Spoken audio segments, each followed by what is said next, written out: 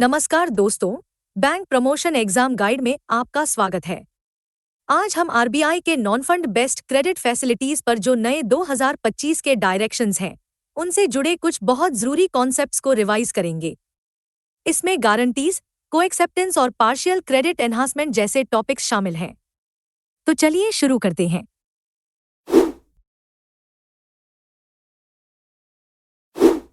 RBI के non fund based credit facilities directions 2025 इनमें से किन पर लागू होते हैं? Which of the following statements regarding the applicability of the RBI non-fund based credit facilities directions 2025 are correct? 1. The directions apply to commercial banks, including regional rural banks. 2. The directions apply to non-banking financial companies, NBFCs, in the base layer. 3. For NBFCs in the middle layer and above, the directions apply only for the issuance of partial credit enhancement, PCE. 4. The directions apply to all India financial institutions, AIFIs. Option A, 1, 2, and 3 only. Option B, 1, 3, and 4 only. Option C, 2 and 4 only. Option D, all of the above.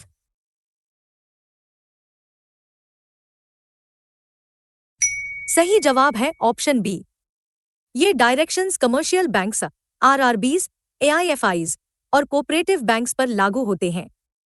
ये NBFC base layer पर लागू नहीं होते और NBFC middle layer और उससे ऊपर के लिए ये सिर्फ पार्शियल क्रेडिट एनहांसमेंट या पीसीई जारी करने पर ही लागू होते हैं।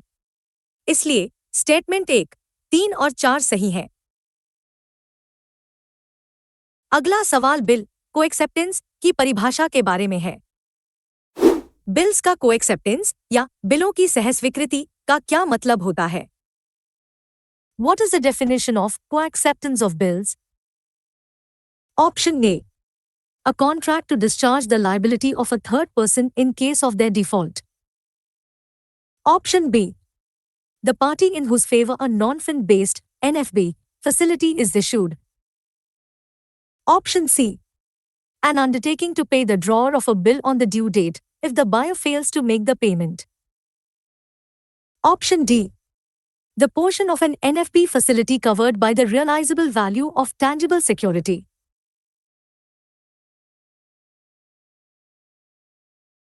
सही जवाब है ऑप्शन सी। कोएक्सेप्टेंस का मतलब है कि बैंक यह अंडरटेकिंग देता है कि अगर ड्यू डेट पर खरीदार यानी बायर बिल का पेमेंट करने में फेल हो जाता है तो बैंक बिल के ड्रॉअर यानी सेलर को पेमेंट करेगा। मान लीजिए एक सेलर ने बायर को माल बेचा और एक बिल बनाया। बायर का बैंक उस बिल को कोएक्सेप्ट करता है, जिससे सेलर को पेमेंट की गारंटी मिल जाती है। अगला सवाल ऑब्लिगोर या दायित्वकर्ता की परिभाषा से जुड़ा है। नॉन फंड बेस्ड यानी एनएफबी फैसिलिटीज के संदर्भ में ऑब्लिगोर या दायित्वकर्ता किसे कहते हैं? What is the definition of an obligor in the context of non-fund based NFB facilities? Option A. The party in whose favor the NFB facility is issued. Option B. The party which issues the guarantee. Option C. A party against whose obligations, financial or otherwise, an NFB facility has been issued. Option D. The party that undertakes to pay a bill if the original buyer fails to do so.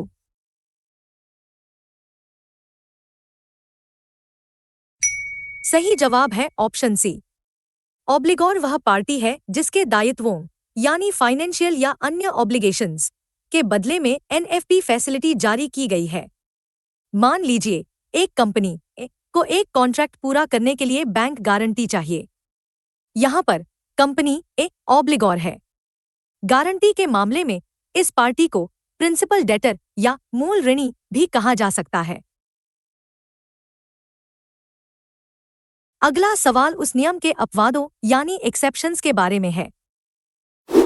इनमें से कौन सा उस नियम का एक valid exception या अपवाद नहीं है जिसके तहत एनएफपी फैसिलिटी सिर्फ फंड बेस्ड कस्टमर्स को ही दी जानी चाहिए? A regulated entity, RE, must generally issue a non-fund based NFB facility only on behalf of a customer who has a funded credit facility from the RE. Which of the following is not listed as a valid exception to this rule? Option A. NFB facilities which are fully secured by eligible financial collateral. Option B. NFB facilities issued on behalf of an obligor who has not availed any fund-based facility from any RE in India. Option C. NFB facilities issued based on the counter guarantee of another RE. Option D. NFB facilities issued to assure the redemption of funds raised by an entity via deposits or bonds.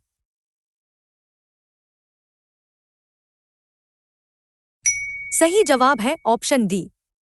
आम तौर पर bank सिर्फ उन्हीं customers को एनएफबी facility देते हैं जिनका पहले से फंड बेस्ड लोन चल रहा हो। लेकिन इसके कुछ अपवाद हैं, जैसे कि फैसिलिटी अगर फाइनेंशियल कोलैटरल से फुल्ली सिक्योर्ड हो या किसी ऐसे ऑब्लिगोर के लिए हो जिसका भारत में कोई और फंड बेस्ड लोन नहीं है या किसी दूसरे बैंक की काउंटर गारंटी पर दी गई हो।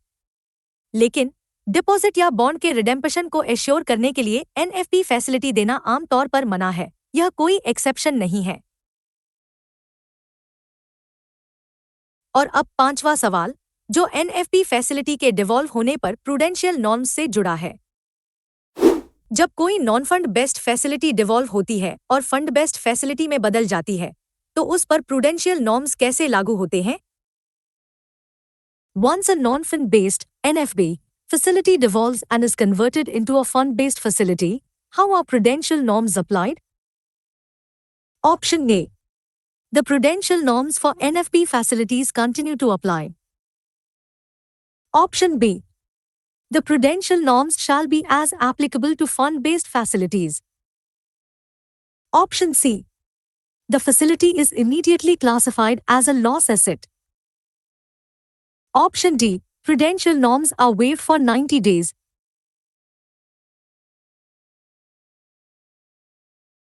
सही जवाब है ऑप्शन बी। जब कोई एनएफबी फैसिलिटी जैसे बैंक गारंटी डिवॉल्व होती है, मतलब बैंक को पेमेंट करना पड़ता है, तो वह एक फंड बेस्ड फैसिलिटी यानी लोन बन जाती है। मान लीजिए कस्टमर के डिफॉल्ट पर बैंक ने गारंटी का 1,00,000 रुपया पेमेंट कर दिया। अब यह 1,00,000 रुपया कस्टमर पर लोन है, इसलिए उस पर वही प्रूडेंशियल नॉर्म्स लागू होंगे जो फंड बेस्ड फैसिलिटीज पर लागू होते हैं, जैसे कि एनपीए क्लासिफिकेशन। चलिए अब क्वेश्चन 1 से 5 तक का रिवीजन करते हैं।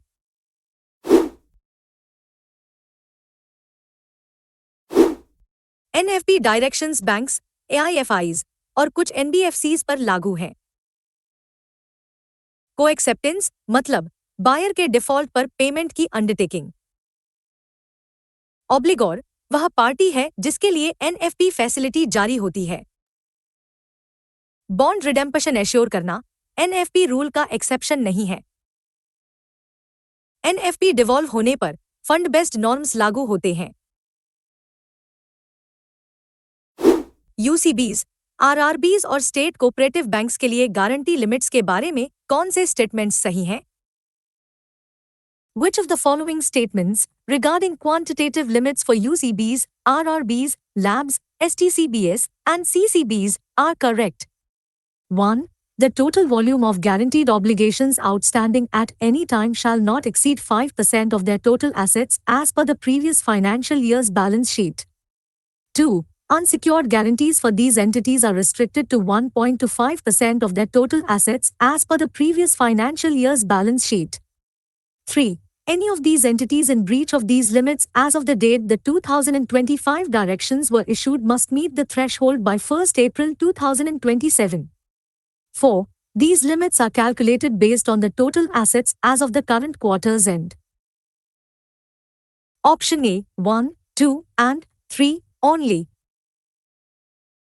Option B, 1 and 3 only. Option C, 2 and 4 only. Option D, all of the above.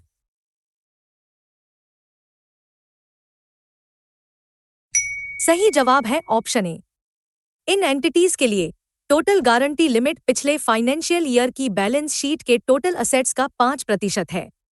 इसी में अनसिक्योर्ड गारंटी की सबलिमिट टोटल असेट्स का 1.25% है।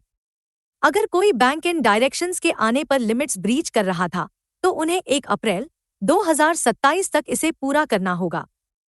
स्टेटमेंट 4 गलत है क्योंकि कैलकुलेशन पिछले फाइनेंशियल ईयर पर होता है, करंट क्वार्टर पर नहीं। अगला सवाल एक गारंटी के जरूरी कैरेक्टरिस्टिक्स के बारे में है। एक रेगुलेटेड एंटिटी द्वारा जारी की गई गारंटी इरिवोकेबल, अनकंडीशनल और होनी चाहिए और इसमें बिना किसी देरी के पेमेंट करने का एक क्लियर मैकेनिज्म होना चाहिए। A guarantee issued by a regulated entity, guarantor, shall be irrevocable, unconditional, and shall contain a clear mechanism for honoring the same without demur. Option A, short term.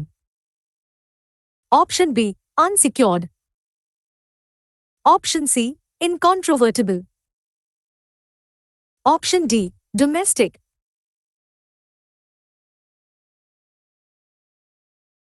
सही जवाब है option सी यानी इनकंट्रोवर्टिबल।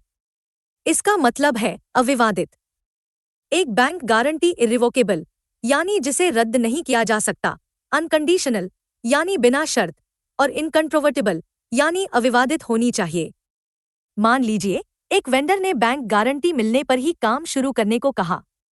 Bank जो guarantee जारी करेगा उसमें यह सब गुण होने चाहिए ताकि वेंडर को पेमेंट का भरोसा रहे।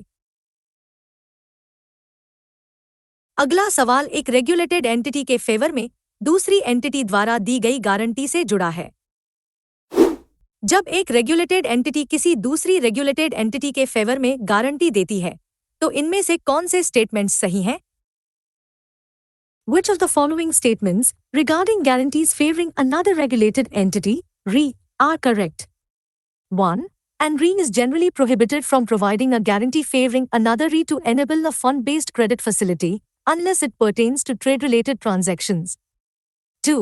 An RE is permitted to provide a guarantee favoring another RE for a non-fund-based NFB facility. 3. When an RE provides a guarantee for an NFB facility, its exposure is treated as a claim on the RE providing the counter guarantee, not the obligor. Option A, 1 and 2 only. Option B, 2 and 3 only. Option C, 1 and 3 only. Option D, 1, 2 and 3.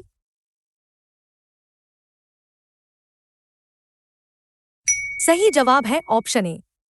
Statement 1 और 2 सही हैं। आमतौर पर एक bank दूसरे bank के fund based loan के लिए गारंटी नहीं दे सकता, सिर्फ ट्रेड-रिलेटेड मामलों को छोड़कर। लेकिन एक बैंक दूसरे बैंक की एनएफबी फैसिलिटी के लिए गारंटी दे सकता है।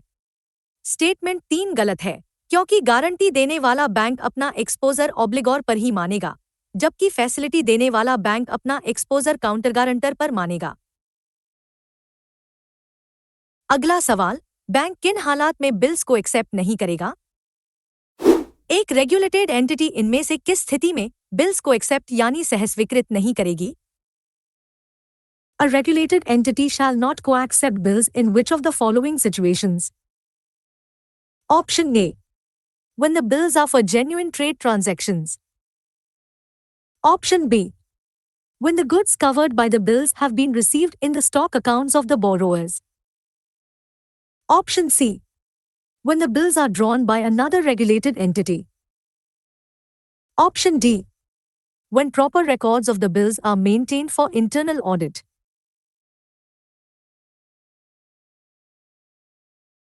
सही जवाब है ऑप्शन सी। एक रेगुलेटेड एंटिटी यानी बैंक को उन बिल्स को कोएक्सेप्ट करने से मना किया गया है जो किसी दूसरी रेगुलेटेड एंटिटी द्वारा ड्रॉ किए गए हों। मान लीजिए अगर सेलर या बायर को उस ट्रेड ट्रांजैक्शन के लिए पहले ही किसी बैंक से फंडिंग मिल चुकी है, तब भी बैंक उस बिल को कोएक्सेप्ट नहीं करेगा। बाकी ऑप्शंस जैसे कि जेन्युइन ट्रेड होना, ये सब कोएक्सेप्टेंस के लिए जरूरी शर्तें हैं। 10वां सवाल इस बारे में है कि कौन से बैंक ब्रोकर्स के बिहाफ पर गारंटी दे सकते हैं। स्टॉक या कमोडिटी ब्रोकर्स के बिहाफ पर स्टॉक या कमोडिटी एक्सचेंजों के फेवर में कौन सी रेगुलेटेड एंटिटीज गारंटी जारी कर सकती हैं? Which specific category of regulated entities is permitted to issue guarantees on behalf of stock commodity brokers in favor of stock commodity exchanges? Option A. All regulated entities. Option B. Only scheduled commercial banks, SCBs. Option C. Only All India Financial Institutions, AIFIs. Option D. Only primary, urban, cooperative banks.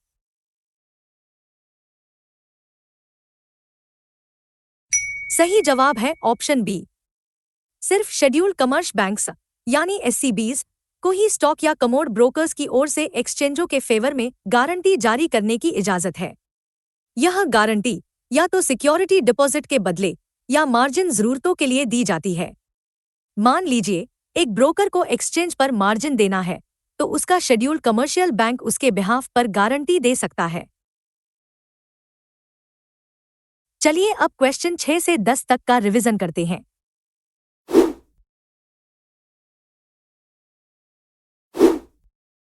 UCB और RRB की guarantee limit 5% है, जो पिछले साल के assets पर based है। Guarantee irrevocable, unconditional और इनकंट्रोवर्टिबल होनी चाहिए। बैंक दूसरे बैंक की एनएफपी के लिए गारंटी दे सकते हैं, पर फंड बेस्ड के लिए नहीं।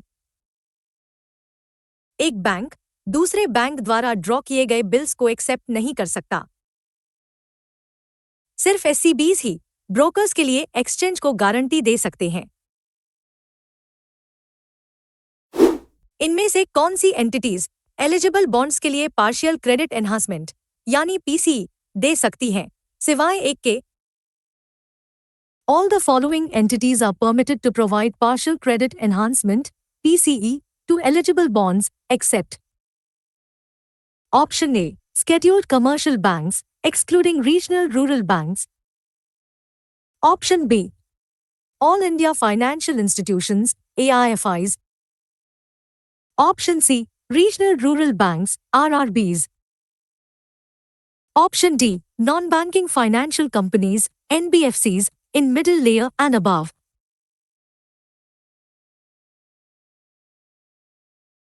सही जवाब है option C. Regional rural banks यानी आरआरबीज को पीसीई देने की इजाजत नहीं है। जो एंटिटीज पीसीई दे सकती हैं वे हैं शेड्यूल्ड कमर्शियल बैंक्स, लेकिन इसमें आरआरबी शामिल नहीं है। इनके अलावा ऑल इंडिया फाइनेंशियल इंस्टीट्यूशंस यानी आईएफआईज और मिडिल लेयर व उससे ऊपर की एनबीएफसीज भी पीसीई दे सकती हैं। अगला सवाल पीसीई के लिए बॉन्ड्स की एलिजिबिलिटी शर्तों के बारे में है। पार्शियल क्रेडिट एनहांसमेंट या पीसीई के लिए बॉन्ड्स की एलिजिबिलिटी क्राइटेरिया के बारे में कौन से स्टेटमेंट्स सही हैं?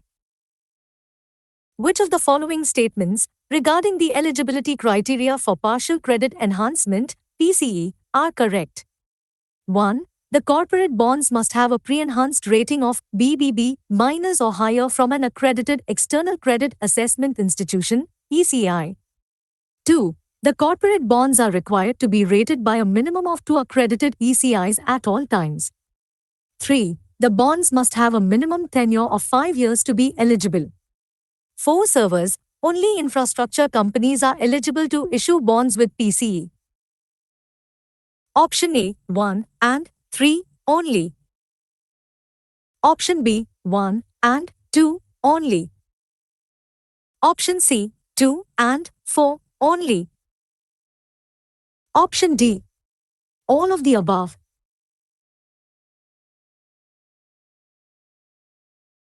सही जवाब है ऑप्शन बी। पीसीई के लिए बॉन्ड्स की दो मुख्य रेटिंग शर्तें हैं। पहली, बॉन्ड की प्री एनहांस्ड रेटिंग यानी पीसीई मिलने से पहले की रेटिंग कम से कम BBB- होनी चाहिए। दूसरी, उस बॉन्ड की रेटिंग हर समय कम से कम 2 एक्रेडिटेड ईसीआई यानी रेटिंग एजेंसियों द्वारा की जानी चाहिए। इसलिए स्टेटमेंट 1 और 2 सही हैं। अगला सवाल पीसीई की लिमिट्स और कैरेक्टरिस्टिक्स से जुड़ा है। पार्शियल क्रेडिट एनहांसमेंट यानी पीसीई की विशेषताओं और लिमिट्स के बारे में कौन से स्टेटमेंट्स सही हैं? Which of the following statements correctly describe the characteristics and limits of a partial credit enhancement, PCE? 1. A PCE must be provided in the form of an irrevocable contingent line of credit. 2. The exposure of a single regulated entity providing PCE is capped at 50% of the bond issue size. 3. A PCE must be provided in the form of a guarantee. 4. The aggregate exposure of all rays providing PCE for a single issue can be up to 100%. Option A, 1 and 2 only. Option B, 2 and 3 only. Option C, 1 and 4 only. Option D, 3 and 4 only.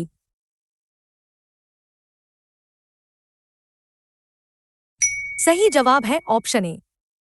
PCE को एक irrevocable contingent line of credit के रूप में दिया जाना चाहिए, न कि गारंटी के रूप में। मान लीजिए, अगर बॉन्ड जारी करने वाली कंपनी डिफॉल्ट करती है, तभी बैंक इस लाइन ऑफ क्रेडिट से पेमेंट करेगा।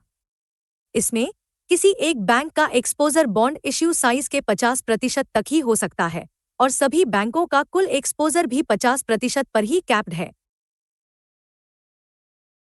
अगला सवाल, पीसीई से जुड़ी क्या पाबंदियां हैं?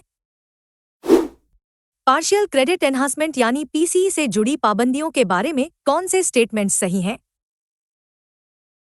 Which of the following statements regarding prohibitions related to partial credit enhancement, PCE, are correct? 1. A regulated entity, RE, is prohibited from investing in the corporate bonds that it has provided credit enhancement for.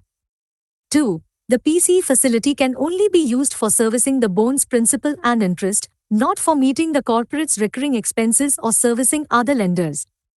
3. An RE is permitted to invest in the bonds it has enhanced, but only up to 10% of the issue size. 4. The PCE facility can be used to fund new acquisitions by the corporate. Option A, 1 and 2 only. Option B, 2 and 3 only. Option C, 1 and 4 only. Option D, 2 and 4 only.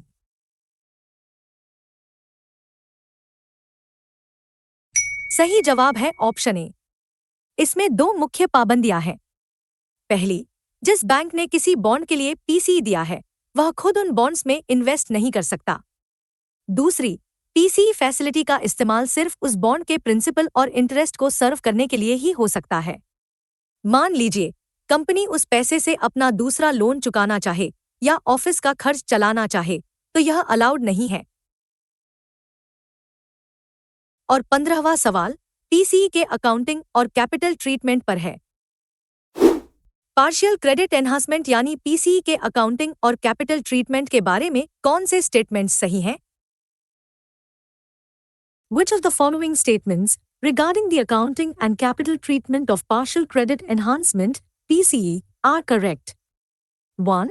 A PCE facility, to the extent it is drawn, must be treated as an on-balance sheet advance by the RE. 2. If the pre-enhanced rating of the bond slips below investment grade, BBB-, full capital to the extent of the PCE provided must be maintained. 3. An undrawn PCE facility is also treated as an on-balance sheet advance. 4. If the bond's rating slips below investment grade, the capital requirement is frozen at the level set at the time of issuance.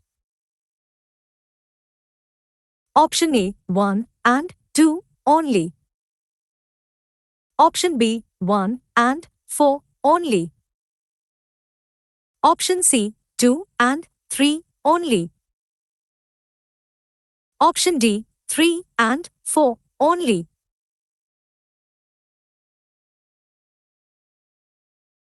सही जवाब है option A. PCE facility का जितना हिस्सा draw कर लिया गया है, उसे ऑन बैलेंस शीट एडवांस माना जाएगा। जो हिस्सा ड्रॉ नहीं हुआ है, वह ऑफ बैलेंस शीट आइटम रहता है। अगर कभी बॉन्ड की pre enhanced rating investment grade यानी ट्रिपल बी माइनस से नीचे गिर जाती है तो बैंक को पीसीई की पूरी रकम के लिए फुल कैपिटल बनाए रखना होगा। चलिए अब क्वेश्चन 11 से 15 तक का रिवीजन करते हैं। आरआरबीज को पीसीई देने की इजाजत नहीं है। पीसीई बॉन्ड्स की रेटिंग ट्रिपल बी माइनस और 2 एजेंसियों से होनी चाहिए।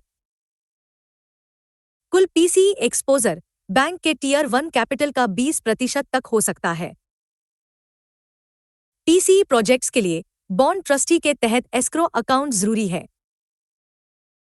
बोरोअर के एनपीए होने पर भी बैंक को पीसीई कमिट पूरा करना होगा। तो दोस्तों, आज हमने आरबीआई के नॉन फंड बेस्ड फैसिलिटीज पर 2025 के नए डायरेक्शंस को समझा। हमने खास तौर पर गारंटीज और पार्शियल क्रेडिट एनहांसमेंट यानी पीसीई पर फोकस किया। पीसीई की एलिजिबिलिटी शर्तें और उसकी एक्सपोजर लिमिट्स को जरूर पक्का कर लें, क्योंकि ये एग्जाम के लिए बहुत जरूरी है। अगर ये सेशन मददगार लगा हो तो लाइक, शेयर और सब्सक्राइब जरूर करें।